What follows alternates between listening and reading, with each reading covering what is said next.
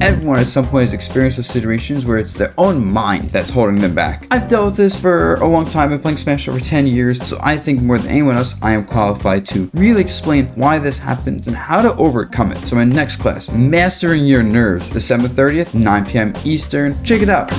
What's up, guys? I just want to talk about some players that I think in 2023 are going to make a really big splash in competitive ultimate in the tournaments next year. These are players who have been doing really well generally this year, and I think it's kind of like building momentum like a snowball, right? They're just going to freaking crash and destroy like super majors. With that said, first one to talk about is going to be Kurama. He is a Mario player. I believe he is from NorCal. I could be wrong with that. I think this is the one that has already kind of started making that splash. You know, he's done well the past few events, beating Spargo, had a very competitive set with Tweak recently, and just generally been going crazy. I had a set with him at the Ludwig Invitational a few months ago, and it was not a 3-0. It was a very close 3-1. I think he will like continue to destroy people and easily cement himself as potentially a top 10 threat next year, to be honest. I shouldn't say easily and then say potentially the same sentence, but I think there's a good chance he'll be a top 10 threat worldwide next year at the rate he's going. Next one to talk about, Big D. He goes to events sporadically, and I think throughout Ultimate he's, had decent results, but it wasn't until this past year he started really getting better results overall. He's beaten Light actually multiple times and made that matchup look awful. Maybe it is, or maybe Light doesn't know it, who knows? He's one of those players I don't think any top player really wants to fight, to be honest. He doesn't do the most tactical Ice Climber stuff, but he does the stuff that is good enough to kill you off single hits. You feel like you're fighting Luigi with a Roy-sized sword. And honestly, he's pushing Ice Climbers far up the tier list relative to where the character was before. I think everyone's looking at Ice Climbers now and going, maybe underrating the character, maybe the character is actually bad nice. I think next year, if he goes to more events, I know he's a player that's busy with work, he's an adult, so I'm not sure if he can really travel as much, but if he starts traveling a lot especially, I could see him like, fighting someone like Leo and putting up a very competitive set, or beating one of the really good Steves like Onan or Cola if he can get better at the matchup. Grant, that matchup's hard. I think a lot of top players, even though the character matchup should be good versus Ice Climbers, it's a character that hits you once and dies. A character with that and good space control, it's hard to like confidently go into that type of match, I'd say.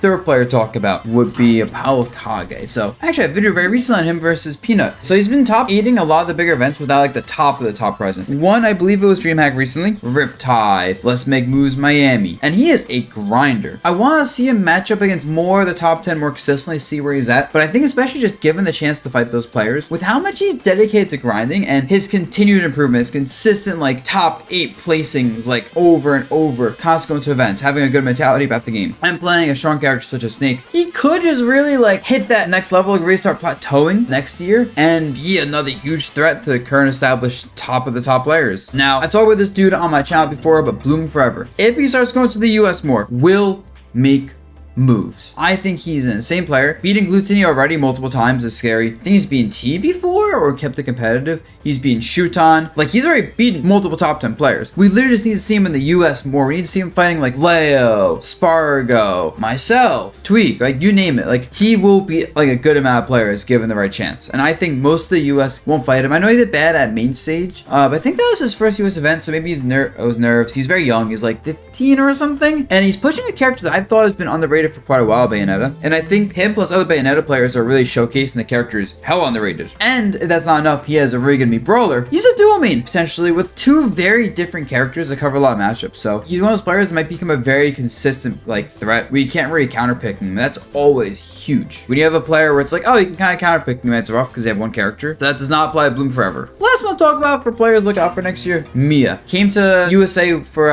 Apex. He won it. He beat Jackal, he beat MPG. So like he didn't beat like the top ticket players, but he won a major in the USA. That is a good accomplishment for his first time in the US, because a lot of people in the US, they get nervous, they panic, they choke, whatever. Not him. And he's been running stuff in Japan. He's top 10 player in Japan right now. I think he's like top 3 in the online ladder, and the online ladder for Japan has always been very competitive actually, because Japan has really good network infrastructure for Smash, along with being a pretty close together country. People can get really good practice and kind of take online seriously in Japan, which sounds crazy. I know, I wish we could. Doing well there. I've also heard that combination with his Game & Watch, he's learning Steve as well. And I've heard that Steve is nasty. So you might have a combination of Akola and Miya, the two Steve players in Japan, just running shit there and coming to America and destroying us here. So we need to see a matchup against more of the top USA players, and especially see how it compares to Meister, because his playstyle, it's similar to Meister, but there's a lot of little quirks works in his playstyle to separate from Meister, and is why he's doing so well. That's the fun conversation as well, right? Like between those two, who's gonna match up better against the rest of the top players in the world? That's the top 5, I think, to look out for next year going to Ultimate. If you like this, maybe I can make another video about another 5 players to look out to going into next year of Ultimate. Peace.